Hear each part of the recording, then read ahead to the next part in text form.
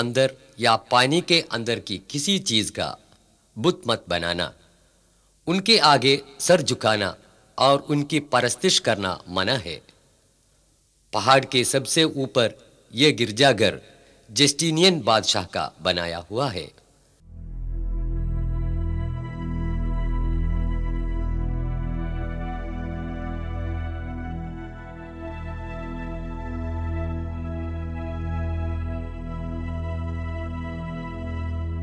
خلافت عثمانیہ میں تعمیر کردہ ایک چھوٹی سی مسجد۔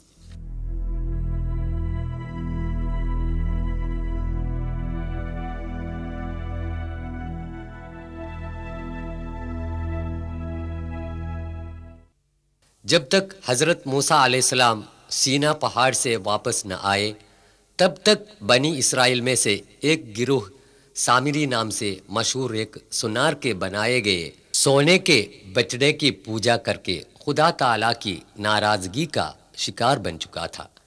یہ بھی اس وادی راہا کے دوران قیام میں ہے۔ سوئس کنال یونیورسٹی ریسرچ سینٹر کے محقق جناب کمال عودہ یہی بیان کرتے ہوئے، هم يقال أن هناك تجمع بني إسرائيل في هذه المنطقة وانتظروا سيدنا موسى حينما ذهب إلى ميقات ربه، والعجل الذي عبده بني إسرائيل مطبوع على الصخر بمواجهة وادي الراحة، مطبوع على الجبل في مواجهة وادي الراحة۔ آج کل یہ علاقہ سینٹ کیدرین گاؤں میں شامل ہے۔ یہ مصر کے پایہ تخت قاہرہ سے تقریباً 500 کلومیٹر دوری پر واقع ہے۔ بعد میں حضرت ہارون علیہ السلام انتقال فرما گئے، جن کو خدا تعالیٰ نے موسیٰ علیہ السلام کے مددگار کے طور پر بھیجا تھا۔ جب اس وادی کی طرف جاتے ہیں تو کوہ کے اوپر جو عمارت دکھائی پڑتی ہے وہ حضرت ہارون علیہ السلام کے قبرستان پر عیسائیوں کی بنائی ہوئی ہے۔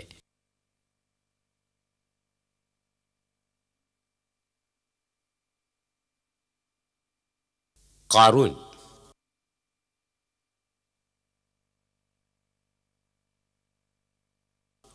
موسیٰ علیہ السلام کے زمانے میں یعنی 13ویں صدی میں نسل بنی اسرائیل کے ایک دولت مند آدمی گزرے تھے، قارون۔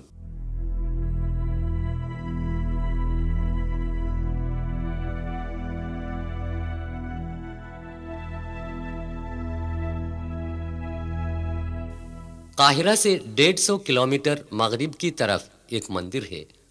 اس مقام کا نام قصر قارون ہے۔ قرآن شریف کے سورہ 28 قصص آیت 74 میں یوں بتایا گیا ہے، إن قارون كان من قوم موسى فبغى عليهم وآتيناه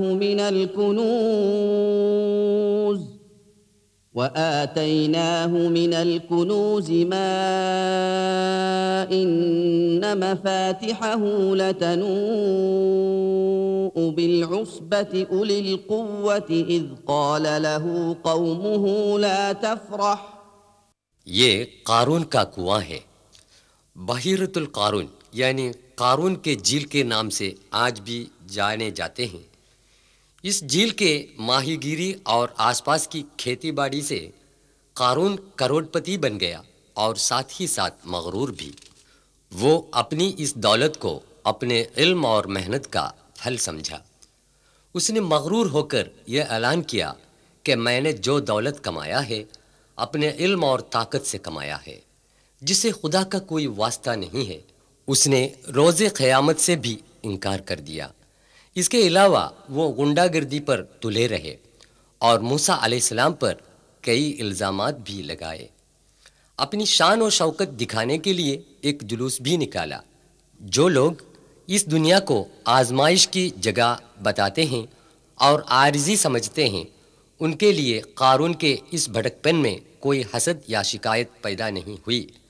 لیکن جو لوگ ایمان کے کھرے نہیں تھے یعنی کمزور تھے، وہ کہنے لگے کہ کاش ہمیں بھی قارون کی جیسی دولت پاتی۔ لیکن جلد ہی قارون اور اس کے محل کو اللہ کے حکم سے زمین نگل گئی۔ زمین نگلنے والے قارون اور ان کے آدمیوں کو بچانے کے لیے کوئی نہیں آئے۔ غیر قانونی طور پر پیسہ کما کر لوگوں پر ظلم کرنے والوں کے لیے یہ ایک تاکید ہے۔ یاد رہے کہ اس وقت قارون کا جو انجام ہوا، اس طرح خدا تعالیٰ تم لوگوں کو بھی آسانی سے برباد کر سکتا ہے۔ اس کے علاوہ آخرت کی سزا بھی کتنی شدید ہوگی۔ اس لیے عاجز رہو اور نیک بنو اور خدا کا شکر ادا کرو۔ قصر بلقیس۔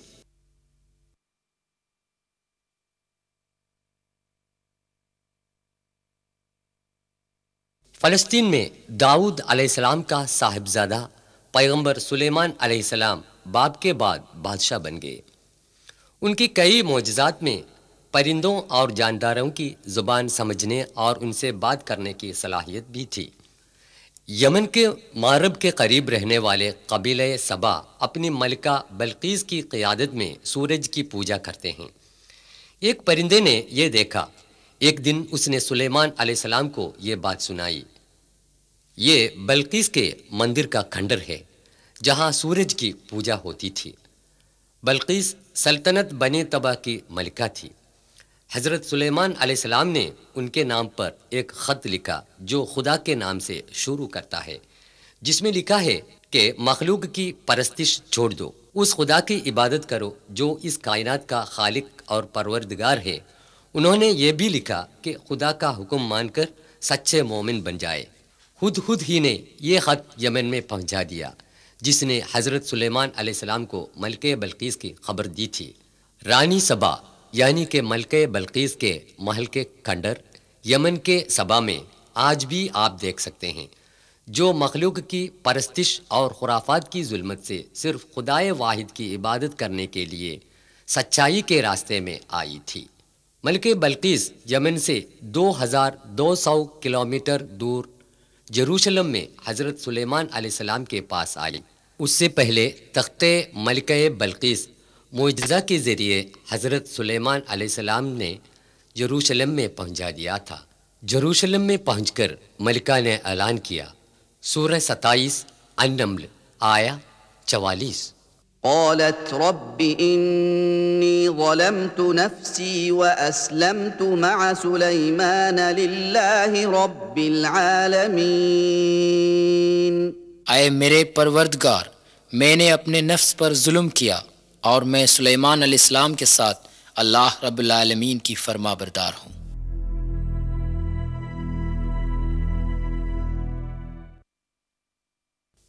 مسجد الاقصی۔ مکہ کی مسجد الحرام کو قبلہ بنانے سے پہلے دنیا کے مسلمان فلسطین کے مسجد الاقصی کی طرف رخ کر کے نماز پڑھا کرتے تھے۔ مسجد الاقصی یعنی بیت المقدس مسلمانوں کے لیے مسجد الحرام اور مسجد النبوی کے بعد سب سے مقدس مانی جاتی ہے۔ سفر اسراء میں حضرت صلی اللہ علیہ وسلم مسجد الاقصی تک تشریف لائے گئے۔ یہاں سے پھر سفر معراج ہوا۔ اسی جگہ پر حضرت عمر رضی اللہ عنہ نے ایک گنبد تعمیر کی۔ بعد میں اموی خلیفہ عبد الملک نے اس کو نئے سرے سے تعمیر کی۔ یہ گنبد قبۃ الصخرہ یعنی ڈوم آف دی راک کہا جاتا ہے۔ مسجد الاقصی حضرت سلیمان علیہ السلام کی تعمیر کردہ ہے۔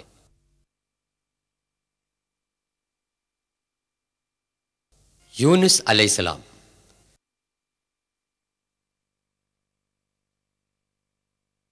شہر نینوا یعنی موصل عراق کے پائے تخت بغداد سے 400 کلومیٹر شمال پر واقع ہے۔ یہ دریائے فرات کے کنارے ہے، جہاں کے پیغمبر تھے حضرت یونس علیہ السلام۔ ان کی تبلیغ و تعلیم کو قوم نے جب نظر انداز کر دیا تو یونس علیہ السلام ان سے ناراض ہو کر ہجرت کر گئے۔ وہ ایک جہاز پر سوار ہوئے۔ جہاز خطرے میں پڑا۔ جہاز سے بوجھ کم کرنے کے لیے چند آدمیوں کو سمندر میں پھینکنے کا فیصلہ کیا۔ قرار نکالا گیا اور یونس علیہ السلام سمندر میں پھینک دیا گیا۔ سمندر میں حضرت یونس علیہ السلام کو ایک بہت بڑی مچھلی نگل لیا۔ خدا کی اجازت کے بغیر وطن چھوڑا اور مچھلی کے پیٹ میں آئے۔ حضرت یونس علیہ السلام نے اپنے کیے پر پچھتائے۔ انہوں نے اپنے رب سے رہائی کی دعا مانگی۔ مچھلی نے ان کو ساحل پر اگل دیا۔ وہ پھر اپنی قوم میں آئے۔ خدا کا پیغام ماننے والے لوگ حضرت یونس علیہ السلام پر ایمان لائے۔ ان کی قوم نافرمان بردار اور مغرور تھی، اور خدا نے سزا کی تاکید بھی دی تھی۔ لیکن جب اس قوم نے اپنی غلطی پر پچھتایا اور توبہ کیا تو سزا سے بچایا اور معاف کر دیا گیا۔ قرآن شریف کے سورہ 10 آیت 98 میں اس کا ذکر ہے۔ موصول کی اس مسجد کے قریب یونس علیہ السلام کا مزار واقع ہے۔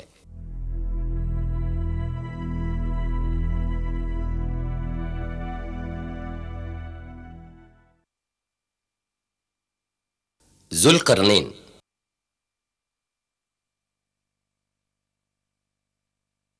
سورہ 18 الکہف آیات 83 سے 99 تک حضرت ذوالقرنین کی تاریخ ہے۔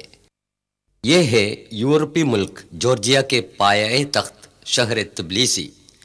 6 صدی قبل مسیح میں ذوالقرنین کی قوم اس علاقے میں آباد تھی۔ یاجوج ماجوج کی قوم حضرت نوح علیہ السلام کے صاحبزادہ یافس کی اولاد تھی، جس میں یاجوج قوم تاتاری کے نام اور ماجوج قوم منگولی کے نام سے مشہور ہیں۔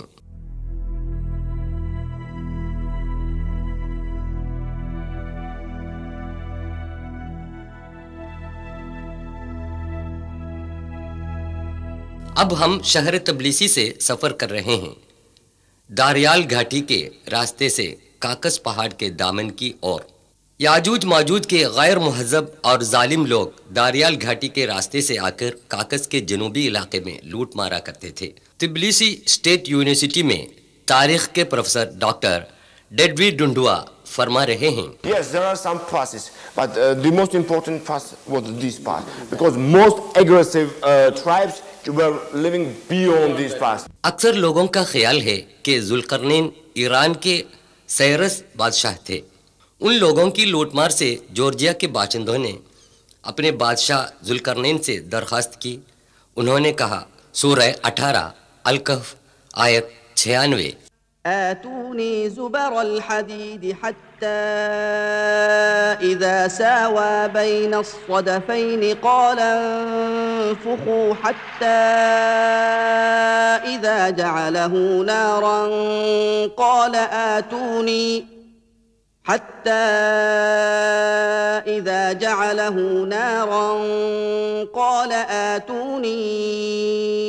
أفرغ عليه قطرا۔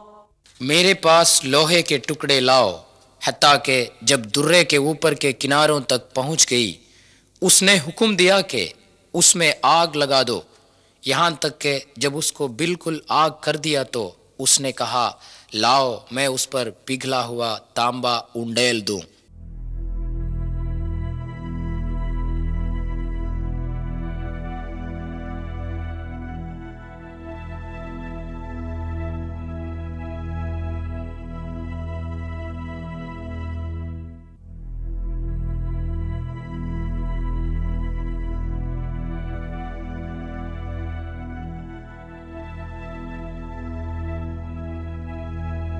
اکثر مفسروں کا بیان ہے، ذوالقرنین کی بنائی ہوئی یہ دیوار تبلیسی سے روس کی ریاست اوساتیا تک کے اس راستے میں داریال پہاڑ کی گھاٹی میں واقع تھی۔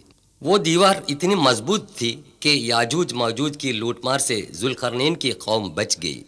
آگے چل کر یہ دیوار پورے طور پر برباد کی گئی، اب اس کا نام و نشان باقی نہیں۔ فولادی دیوار بنانے کی تکنیکی صلاحیت ذوالقرنین نے اپنی قوم کی بھلائی کے لیے استعمال کی، اور خدا نے ان کا نام آسمانی کتاب میں قیامت تک جاودان بنا دیا۔ سائنس اور ٹیکنالوجی کی تعلیم یافتہ لوگوں کے لیے ذوالقرنین ایک نمونہ ہیں۔ سماج کی ترقی اور بہبودی کے لیے سائنس اور ٹیکنالوجی کا استعمال کریں اور دونوں جہاں میں کامیابی حاصل کریں۔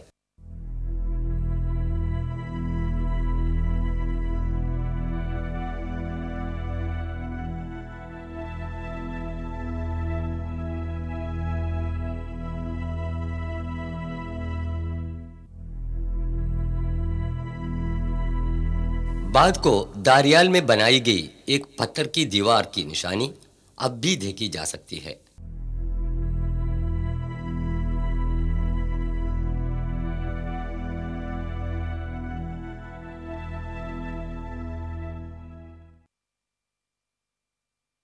حضرت عیسیٰ علیہ السلام۔ یہ ہے بیت لحم جو عیسیٰ علیہ السلام کے مقام پیدائش سے مشہور ہے۔ روز محشر میں خدا تعالیٰ حضرت عیسیٰ علیہ السلام سے مخاطب ہو کر یوں کہے گا۔ قرآن یوں بیان کرتا ہے، سورہ 5 مائدہ آیت 116 کا خلاصہ مختصراً یوں ہے: صاحبزادے مریم، کیا تو نے یہ بتایا تھا کہ سوائے اللہ کے تجھے اور تیری والدے کو خدا بنائے؟ تب حضرت عیسیٰ علیہ السلام فرمائے گا، تو کتنا پاک ہے، میں وہ نہیں کہہ سکتا جسے کہنے کا مجھے حق نہیں ہے۔ اگر میں وہ کہا ہوتا تو بے شک تو جانتا، میرے دل میں جو ہے وہ تو جانتا ہے، تیرے دل میں کیا ہے میں نہیں جانتا، بے شک تو ہی غیب کا جاننے والا ہے۔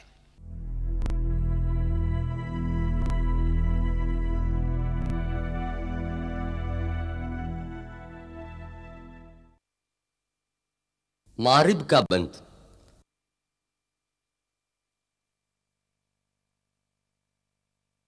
مارب یمن کی راجدھانی سنا سے 200 کلومیٹر کے فاصلے پر واقع ہے۔ یہاں کی ملکہ بلقیس قبیلے سبا کی تھی۔ حضرت سلیمان علیہ السلام پر ایمان لائیں اور یروشلم چلی گئی تھیں۔ یہ اس زمانے کے سبا قبیلہ کے مکانات ہیں۔ ان کو خدا تعالیٰ نے بے شمار نعمتیں عطا کی تھیں۔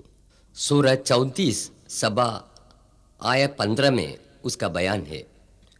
عیش و عشرت میں ڈوب کر کفر اور بے وفائی میں رہنے والے قبیلے سبا کے باغات یہاں تھے۔ ان کے باغات کی آبیاری کے لیے جو بند استعمال کیا تھا وہ بند ٹوٹ گیا۔ سیلاب کی تیز رفتاری میں شگفتہ و شاداب باغات کو خدا نے درہم برہم کر دیا۔ سورہ 34 آیت 16 میں بیان کیا ہوا یہ واقعہ 120 میں تھا۔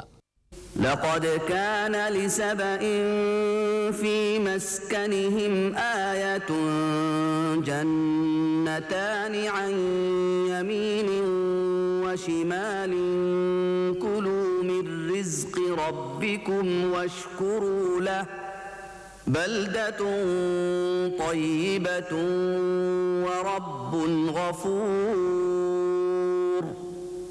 فأعرضوا فأرسلنا عليهم یہ اس ٹوٹے پھوٹے بند کا کھنڈر ہے۔ فأعرضوا فأرسلنا عليهم سيل العرم وبدلناهم بجنتيهم جنتين ذواتي أكل خمط وأثل وبدلناهم بجنتيهم جنتين ذواتي أكل خمط وأثل وشيء من سدر قليل۔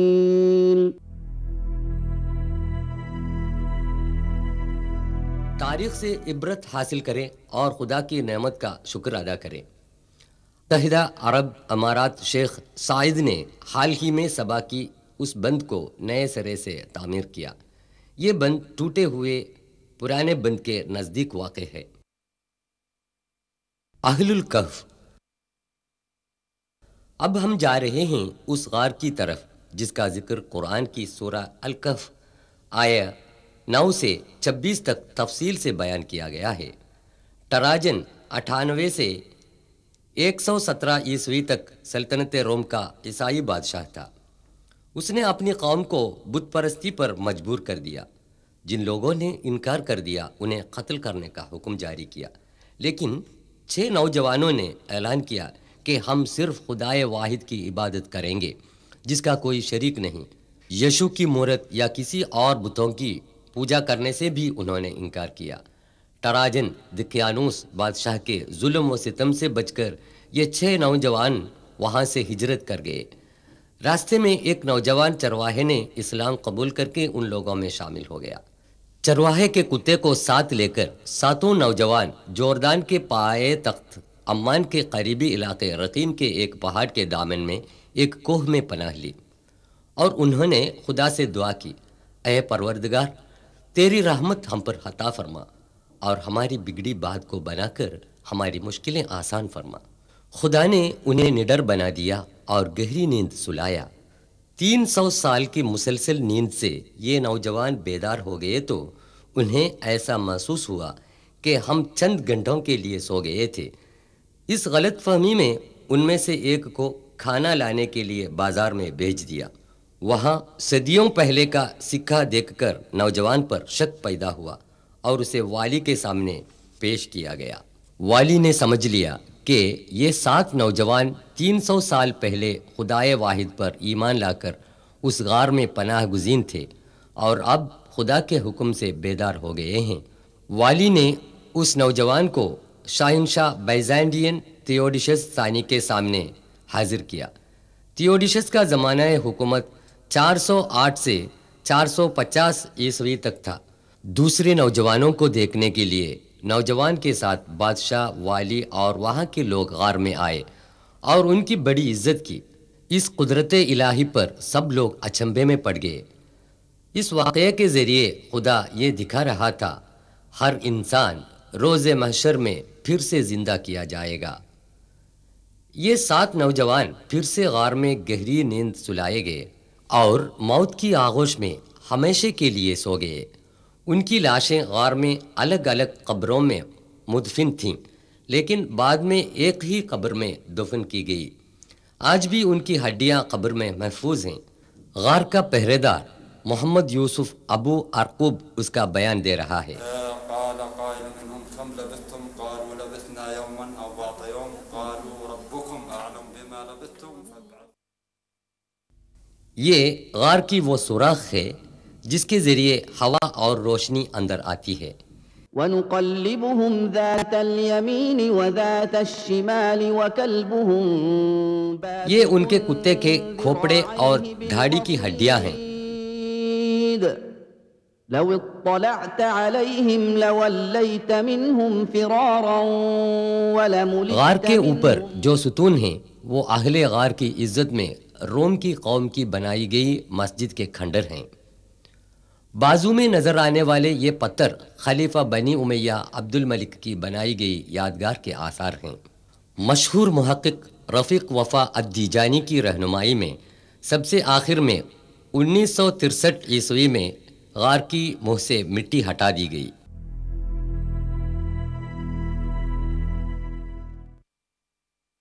ابرہت۔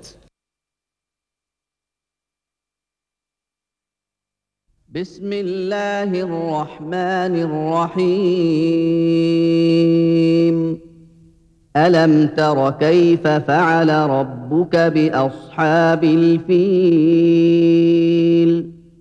ألم يجعل كيدهم في تضليل وأرسل عليهم طيرا أبابيل ترميهم بحجارة من سجيل فجعلهم كعصف مأكول۔ سنہ 571 عیسوی میں حضور اکرم صلی اللہ علیہ وسلم کی پیدائش کے چند دن پہلے کا واقعہ ہے۔ ابرہت یمن کا بادشاہ تھا جو شاہنشاہ نجاشی کے ماتحت حکومت کرتا تھا۔ ابرہت نے یمن میں اولڈ سنا مارکیٹ کے قریب غرقد القلیس میں کعبہ شریف کے خلاف ایک عبادت گاہ بنائی۔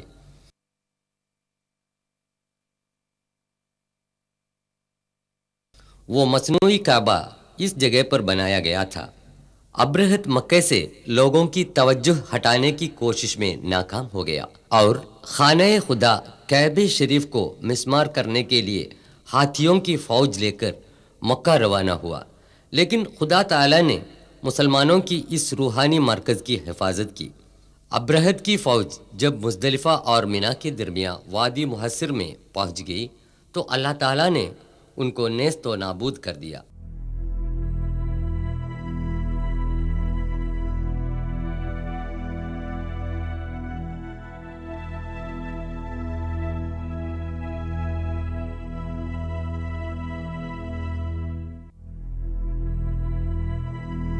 یہ وہ جگہ دکھائی دے رہی ہے۔ سورہ 105 الفیل میں اس کا بیان ہے۔ کیا تو نے دیکھا نہیں کہ ہاتھی والوں کے ساتھ تیرے رب نے کیا سلوک کیا؟ خدا نے ان کی تدبیروں کو ناکام کر دیا، ان پر ابابیل پرندے بھیجے گئے جو ان پر پتھر کی کنکریاں پھینکتے تھے، پھر ان کو کھایا ہوا بھس کی طرح کر ڈالا۔ سرور عالم حضرت صلی اللہ علیہ وسلم جب 40 برس کے ہو گئے تو مکے سے 3 کلومیٹر دور جبل نور کے غار ہرا میں جا کر اکیلے بیٹھا کرتے تھے۔ آپ بچپن ہی سے ساری برائیوں سے پرہیز رہتے تھے۔ لوگ ان کو الامین کے لقب سے پکارتے تھے۔ اپنی قوم کے برے رسم و رواج پر وہ بے چین رہتے تھے۔ بت پرستی، زناکاری، شراب خوری، لڑکیوں کا زندہ گاڑ دینا، قبیلوں کی باہمی لڑائی وغیرہ سماجی برائیوں سے آپ کا معصوم دل بے قرار رہتا تھا۔ غار ہرا میں آپ بہت دنوں تک خدا کی یاد میں ماہور رہتے تھے۔ جبل نور کے اس غیر آباد علاقے میں ساری سہولتوں کو چھوڑ کر اندھیری رات گزارتے تھے۔ ایک دن حضرت محمد صلی اللہ علیہ وسلم غار ہرا میں بیٹھے ہوئے تھے۔ اس وقت خالق کائنات خدا تعالیٰ کے حکم کے مطابق آسمان سے جبریل علیہ السلام اتر آئے اور حضرت صلی اللہ علیہ وسلم سے کہا، پڑھ۔ خوف زدہ ہو کر رسول صلی اللہ علیہ وسلم نے فرمایا، مجھے پڑھنا نہیں آتا۔ دوسرا اور تیسرا مرتبہ بھی جبریل علیہ السلام نے وہی دہرایا اور یہ کلام الہی سنایا۔ بسم اللہ الرحمن الرحیم اقرأ باسم ربک الذی خلق خلق الانسان من علق اقرأ وربک الاکرم الذي علم بالقلم علم الانسان ما لم يعلم۔ سورہ 96 العلق آیات 1 سے 5 تک میں خدا تعالیٰ فرماتا ہے، پڑھ اپنے رب کے نام سے جس نے سب کچھ بنایا ہے۔ انسان کو خدا نے جمے ہوئے لہو سے پیدا کیا۔ اپنے رب کا نام پڑھا کر تیرا پروردگار بڑا عزت والا ہے، جس نے قلم کے ذریعے علم سکھایا، اس کو سکھایا جو وہ نہ جانتا تھا۔ اس کے بعد جبریل علیہ السلام غائب ہو گئے۔ یہاں پر اس قرآن کریم کی ابتدا ہوئی جو سنہ عیسوی 610 سے قیامت تک آنے والے سارے انسانوں کے لیے چشمہ ہدایت ہے۔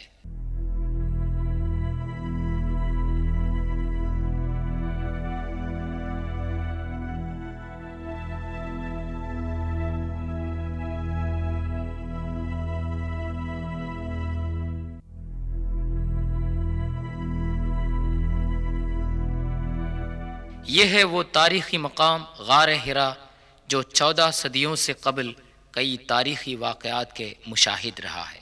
غار ہرا بعد میں جبل نور یعنی نور کا پہاڑ کے نام سے مشہور ہوا۔ غار ہرا سے لے کر 23 سال کی زندگی میں مختلف مواقع پر نازل شدہ کلام الہی کا مجموعہ ہے قرآن شریف۔ سرکار دو عالم صلی اللہ علیہ وسلم کی 13 سال کی مکی زندگی ناقابل برداشت تھی۔ جب رسول اللہ صلی اللہ علیہ وسلم بت پرستی کی مخالفت کرنے لگے اور خدائے واحد کی تعلیم دینے لگے تو ظلم و ستم کے شکار ہو گئے۔ مکے کی زندگی ناگوار ہو گئی تھی۔ دشمنوں کی مخالفت بڑھنے لگی، ساتھ ساتھ مسلمانوں کی تعداد بڑھنے لگی۔ رسول اکرم صلی اللہ علیہ وسلم نے اپنے ساتھیوں کو مدینے کی طرف کوچ کرنے کا حکم دیا، جو مکے سے 400 کلومیٹر کے فاصلے پر واقع ہے۔ 53 سال کی عمر میں حضرت صلی اللہ علیہ وسلم دشمن سے بچ کر اپنے گھر سے نکلے، اپنے جگری دوست ابو بکر صدیق رضی اللہ عنہ کے ساتھ غار ثور کی طرف تشریف لے گئے۔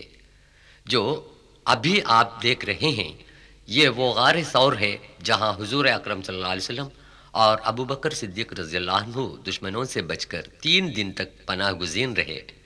دشمن رسول صلی اللہ علیہ وسلم کی تلاش میں غار کے سامنے پہنچ گئے۔ خوف زدہ ابو بکر رضی اللہ عنہ سے حضرت صلی اللہ علیہ وسلم نے سرگوشی میں فرمایا، غم نہ کر، خدا ہمارے ساتھ ہے۔ إلا تنصروه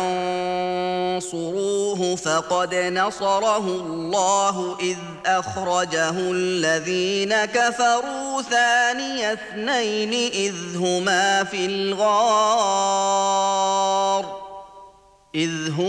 في الغار إذ يقول لصاحبه لا تحزن اس غار ثور کا اندرونی حصہ جس نے اشرف الخلق رسول صلی اللہ علیہ وسلم کو پناہ دیا تھا، سورہ 9 توبہ آیت 40 میں اس واقعے کا بیان کیا ہے۔ دشمنوں کے چلے جانے کے بعد حضرت صلی اللہ علیہ وسلم اور حضرت ابو بکر رضی اللہ عنہ ایک رہنما کے ساتھ اونٹ پر سوار ہو کر مدینے کی طرف روانہ ہو گئے۔ جبل ثور سے جبل حرا کا منظر۔ جب حضرت صلی اللہ علیہ وسلم مدینے سے 3 کلومیٹر فاصلے پر قباء پہنچے تو حضور صلی اللہ علیہ وسلم کا اونٹ گھٹنے کے بل کھڑے ہو گیا۔ خدا کے حکم کے مطابق رسول صلی اللہ علیہ وسلم کی نگرانی میں 4 دن میں مسجد قباء بنائی گئی۔ بعد میں سعودی حکومت نے اسے نئے سرے سے تعمیر کی۔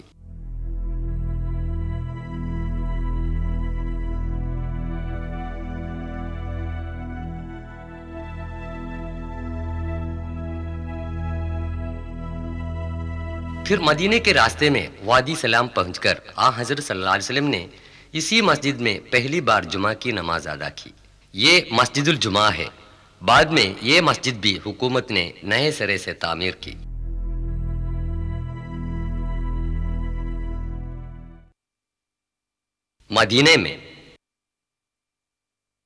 مدینے پہنچ کر سرکار دو عالم صلی اللہ علیہ وسلم اور حضرت ابو بکر رضی اللہ عنہ نے جو کام سب سے پہلے کیا تھا وہ ایک مسجد کی تعمیر تھا۔ پھر یہ چھوٹی مسجد عالی شان بنا دی گئی۔ یہ مسجد النبوی آج اتنی وسیع اور کشادہ ہے کہ لاکھوں آدمی ایک ساتھ نماز پڑھ سکتے ہیں۔ مسجد مسلمانوں کا ثقافتی مرکز ہے۔ سرکار دو عالم صلی اللہ علیہ وسلم کے لیے درسگاہ، عدالت، دفتر پارلیمنٹ سب کچھ یہی مسجد تھی۔ غزوہ بدر۔ مکہ میں مشرکوں کے ایذا رسائی سے تنگ آ کر حضور صلی اللہ علیہ وسلم اور ساتھی مدینہ تشریف لائے تھے، لیکن وہاں بھی وہ چین و قرار کی زندگی سے محروم کیے گئے۔ قریش کے سردار ابو سفیان نے مسلمانوں کو جڑ سے اکاڑنے کا فیصلہ کیا اور اس کے لیے رقم جمع کرنے لگا۔ سوداگروں کا قافلہ ابو سفیان کی قیادت میں سر و سامان لے کر ریگستان کی اس پہاڑی پار کر کے مکہ کو لوٹا۔ اتنے میں مکے سے قریش کی ایک عظیم فوج ابو جہل کی قیادت میں مدینے کی طرف روانہ ہوئی، جن میں 1000 مسلح سپاہی تھے۔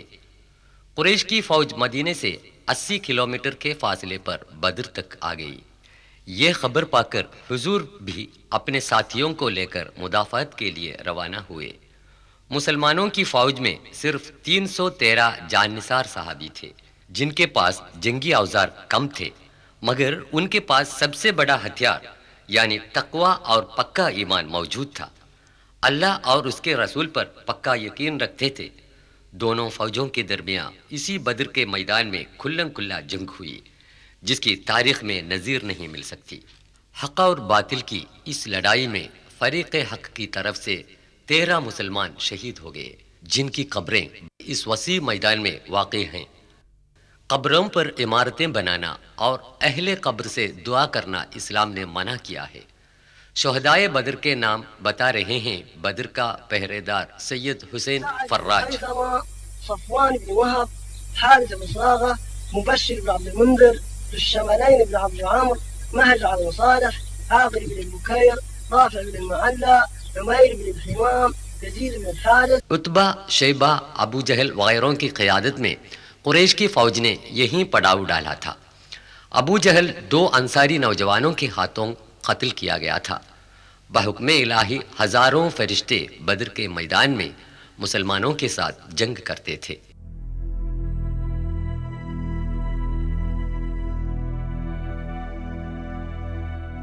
حضور اکرم صلی اللہ علیہ وسلم کی سرداری میں مسلمانوں کی فوج نے یہیں خیمہ ڈالا تھا۔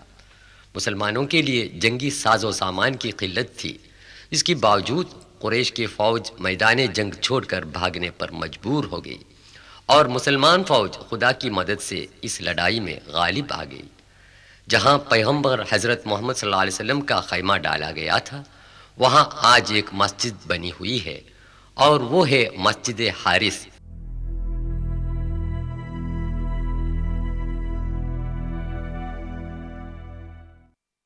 غزوہ احد۔ حضرت محمد صلی اللہ علیہ وسلم بڑے کشادہ دل تھے ہی، مگر قریش نے آپ کو چین و قرار سے رہنے نہ دیا۔ بدر کے دوسرے ہی سال میں قریش کے 3000 مسلح سپاہیوں کی فوج مدینہ کی طرف آئی اور مدینہ کے قریب احد کی وادی میں پڑاؤ ڈالا۔ یہ ہے جبل الرمات، جہاں حضور اکرم صلی اللہ علیہ وسلم نے عبداللہ بن جبیر رضی اللہ عنہ کی قیادت میں 50 تیر اندازوں کو پہرے پر کھڑا کر دیا تھا اور حکم دیا، جب تک میری اجازت نہ ملے تب تک ٹیلے سے نیچے نہ اترنا اور دشمنوں کی طرف تیر چلاتے رہنا۔ شہر مدینہ کے قریب جبل الرمات کی اسی وادی میں 700 مسلمان اور 3000 کفار کے درمیان گھماسان جنگ ہوئی تھی۔ خدا پرست اور جان نثار مسلمانوں کے سامنے کفار کے پاؤں اکھڑ گئے۔ قریش کی فوج کے علمبردار اور سرداروں کے مارے جانے پر وہ پیچھے ہٹنے لگے۔ مسلمان سپاہی مال غنیمت جمع کرنے میں مصروف ہوئے۔ یہ دیکھ کر تیر انداز سپاہی جبل الرمات سے نیچے آئے اور غنیمت جمع کرنے میں شامل ہو گئے۔ اب پہاڑی پر صرف 10 آدمی باقی رہ گئے تھے۔ خالد بن ولید جو قریش کے گھڑ سواروں کا سردار تھا، موقع پا کر اپنے ساتھیوں کے ساتھ پہاڑ پر چڑھ گیا اور رہے سہے مسلمانوں پر وار کرنے لگے۔ اس ناگہاں حملے پر مسلمان فوج درہم برہم ہو گئی اور وہ آپس میں لڑنے لگے اور بہت سے مسلمان شہید ہو گئے۔ تھوڑی ہی دیر میں مسلمانوں نے پھر سے ہمت سنبھالی اور دشمنوں پر زور سے حملہ کرنے لگے تو دشمن میدان جنگ سے فرار ہو گئے۔ احد کے اس احاطے میں تقریباً 7 شہداء کی قبریں موجود ہیں۔ ان قبروں پر پتھر کے نشان تک موجود نہیں۔ بیچ میں سید الشہداء حضرت حمزہ بن عبد المطلب کی قبر ہے۔ غزوہ احد یہ سبق دیتا ہے کہ دین کی خاطر کام کرنے والوں کو کامیابی حاصل ہوتی ہے، جبکہ دین پر دنیا کو ترجیح دینے والوں کو ناکامی حاصل ہوتی ہے۔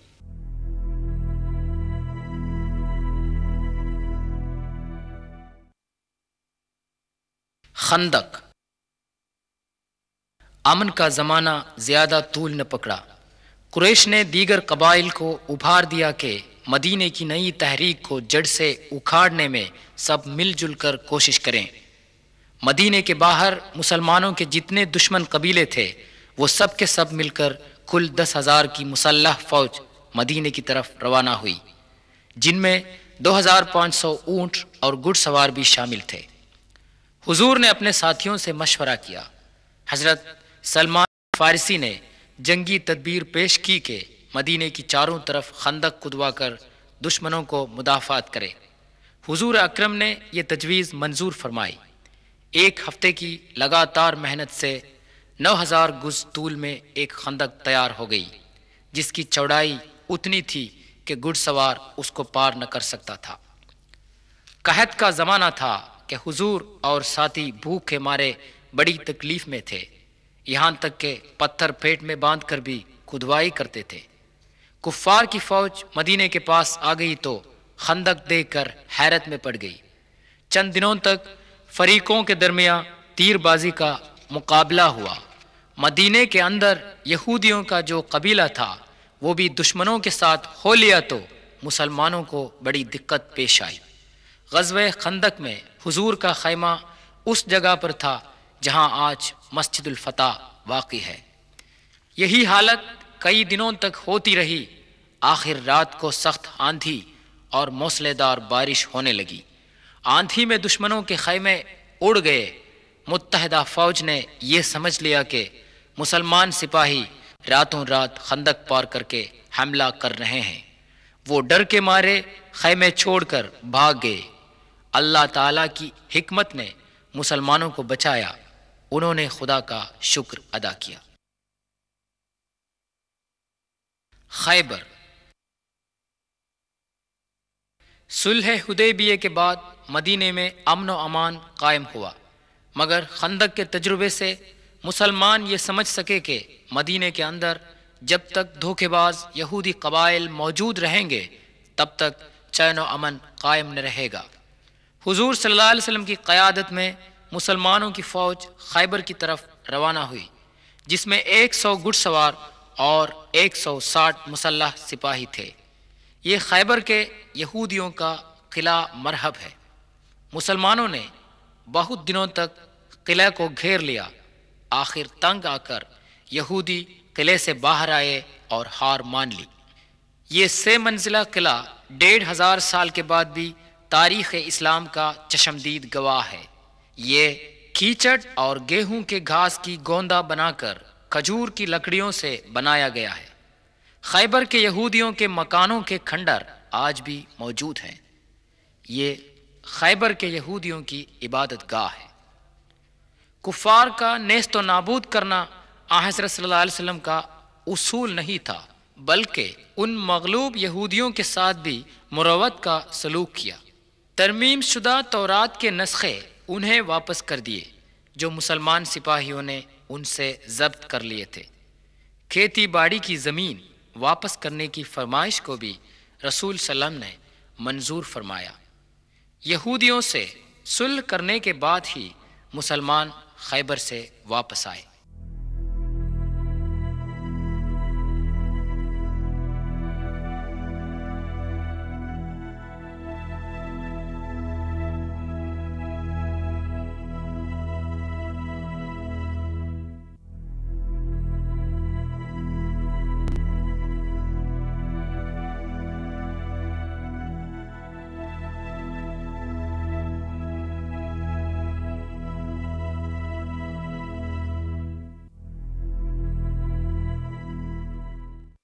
حضرت صلی اللہ علیہ وسلم کے خطوط۔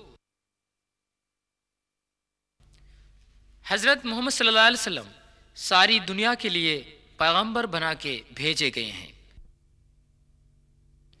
یہ اس خط کی کاپی ہے جو حضرت نے شہنشاہ مصر مقوقس کو اسلام کی دعوت دیتے ہوئے لکھا تھا۔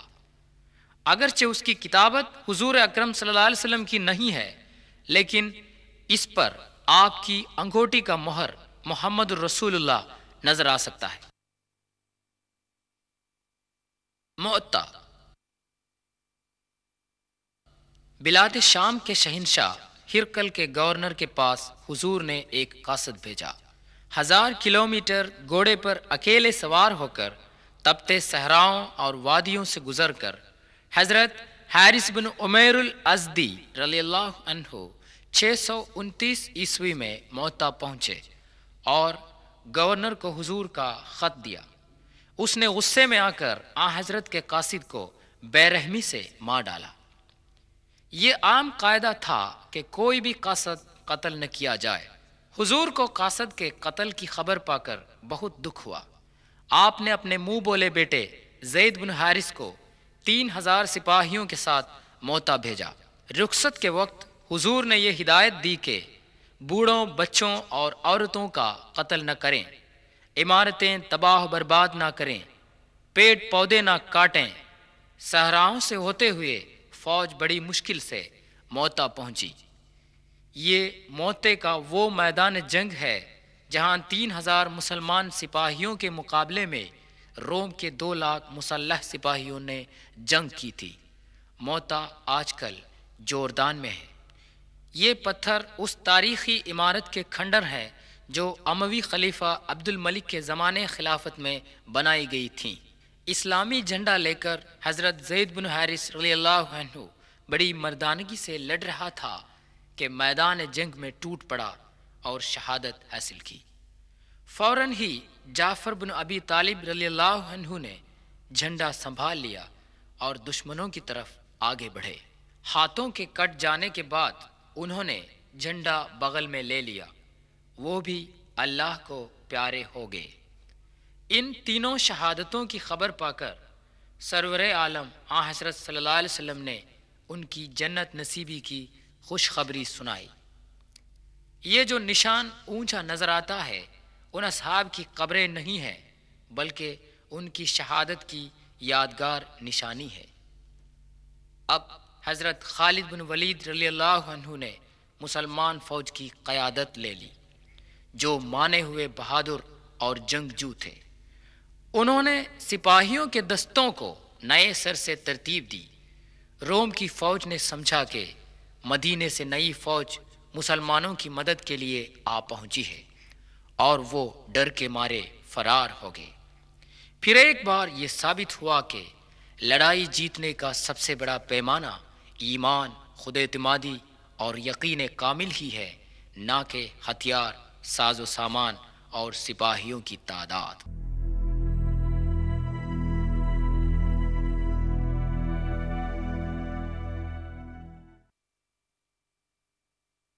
فتح مکہ۔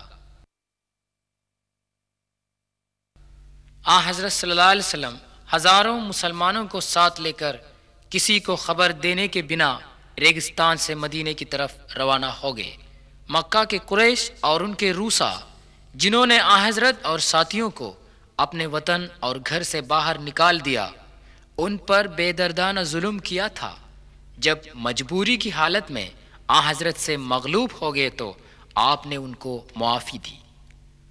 اپنے مذہب اور عقیدے کے مطابق جینے کی انہیں آزادی دی۔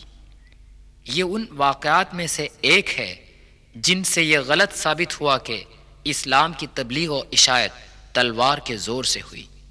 سورہ 6 ممتحنہ آیت 8 میں خدا تعالی مسلمانوں کو حکم دیتا ہے، ان تمام غیر مسلمانوں سے بھلائی کر اور انصاف کر جنہوں نے تم سے مذہب کے نام پر جنگ کا اعلان نہیں کیا ہے۔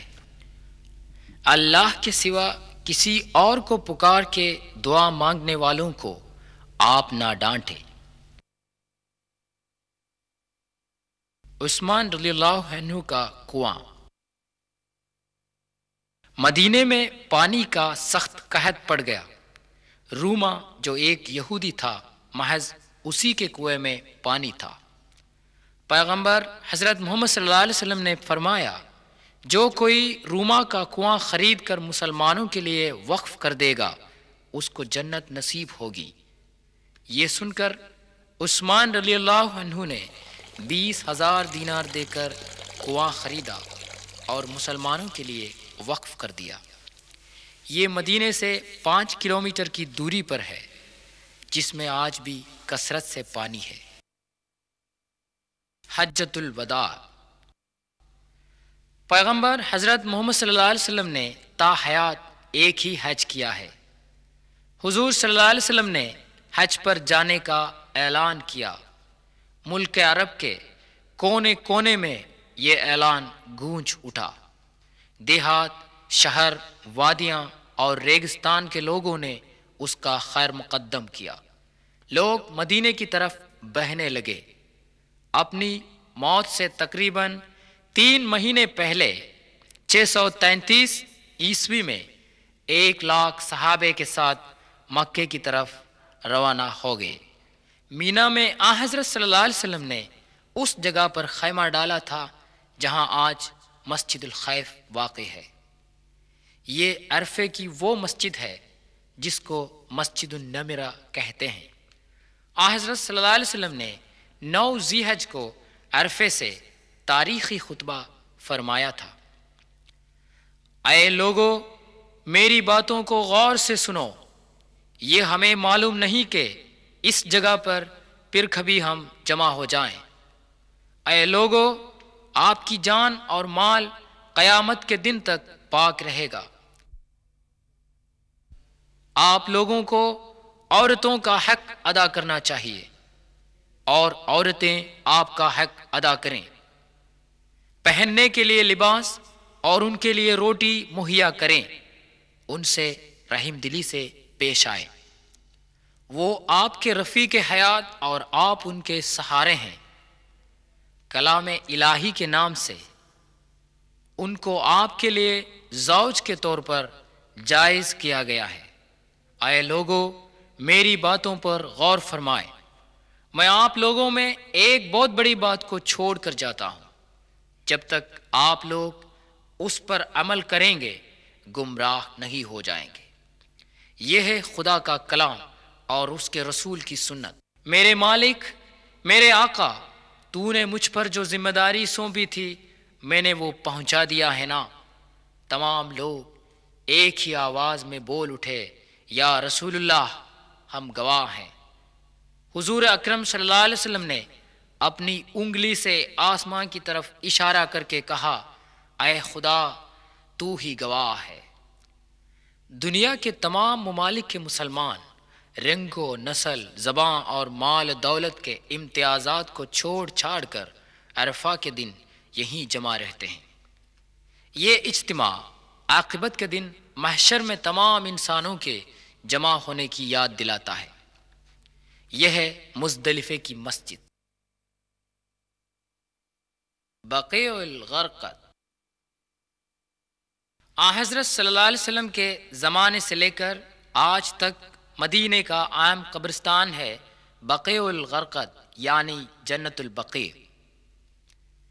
یہاں پر حضور صلی اللہ علیہ وسلم کی ازواج مطہرات، صاحبزادے حضرت عثمان بن عفان رضی اللہ عنہ اور دیگر بزرگوار حضرات و خواتین مدفون ہیں۔ حضرت صلی اللہ علیہ وسلم کی وفات 8 جون 632 عیسوی۔ یہ وہ دن ہے کہ آخری پیغمبر رحمت للعالمین حضرت محمد صلی اللہ علیہ وسلم نے سلسلہ رسالت کو ختم کر کے اس دنیا کو خیر باد کہا۔ آپ کی وفات حضرت عائشہ صدیقہ کے گھر میں ہوئی اور وہیں دفن کیے گئے۔ مدینے میں مسجد النبوی سے لگی ہوئی اس عمارت کے اندر حضرت صلی اللہ علیہ وسلم کا مزار شریف ہے۔ حضرت ابوبکر صدیق اور حضرت عمر بن خطاب رضی اللہ عنہ کی قبریں بھی حضور کے پاس واقع ہیں۔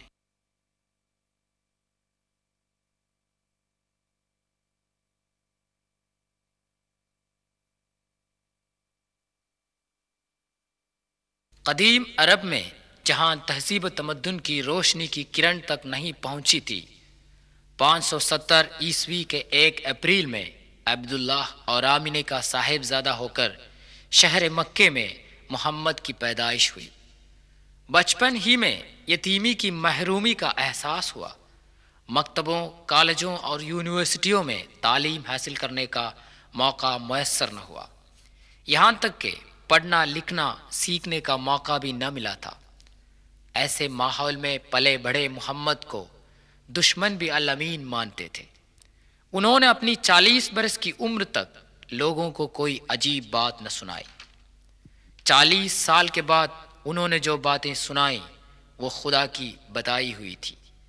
ابھی تک ہم دیکھ رہے تھے اس کی سنائی ہوئی تاریخی معتبری کی شہادتیں۔ قرآن مجید وہ کلام ہے جو گھر کی رسوئی سے لے کر بین الاقوامی سطح تک انسانی زندگی کی تمام سطحوں کی رہنمائی کرتا ہے۔ توجہ فرمائے، خدا جل جلالہ واحد اور تمام دنیا کا رکھوالا ہے۔ یہوہ، اللہ، پرمیشور، مختلف ناموں میں مشہور یہ وہی خدا ہے۔ اسی خدا کی عبادت کر، بغیر کسی وسیلے کے خدا سے دعا کر۔ وہ مخلوق نہیں ہے، تمام مخلوقات کا خالق ہے۔ اسی حقیقت کو ہزاروں سالوں سے آدم سے لے کر یشوع، موسیٰ اور محمد تک سارے پیغمبران اعلان کرتے آئے ہیں۔ عارضی لذت کے شیدائی انسانوں کے لیے خدا کے پیغمبر تاکید دیتے ہیں، احتیاط رکھ کہ موت کے بعد ایک زندگی ہے، قیامت کے بعد تو پھر سے زندہ کیا جائے گا اور تیرے اعمال کا حساب لیا جائے گا۔ بھلائی کے بدلے میں جنت اور برائی کے بدلے میں جہنم ہمارا انتظار کر رہے ہیں۔ یہ حقیقت ہے پڑھ۔ قرآن شریف تمام الہامی کتابوں کی اتمام و تکمیل ہے، جو حضرت محمد صلی اللہ علیہ وسلم کے لیے نازل ہوا اور رہتی دنیا تک اس میں کوئی تبدیل و تفریق نہیں ہو سکتی۔ یہی ایک ذریعہ ہے جس سے اس دنیا میں امن و امان اور آخرت میں جنت جاوداں حاصل ہو سکتی ہے۔ اے پروردگار عالم، دونوں جہاں میں ہمیں کامیابی و کامرانی کی توفیق عطا فرمائے، آمین۔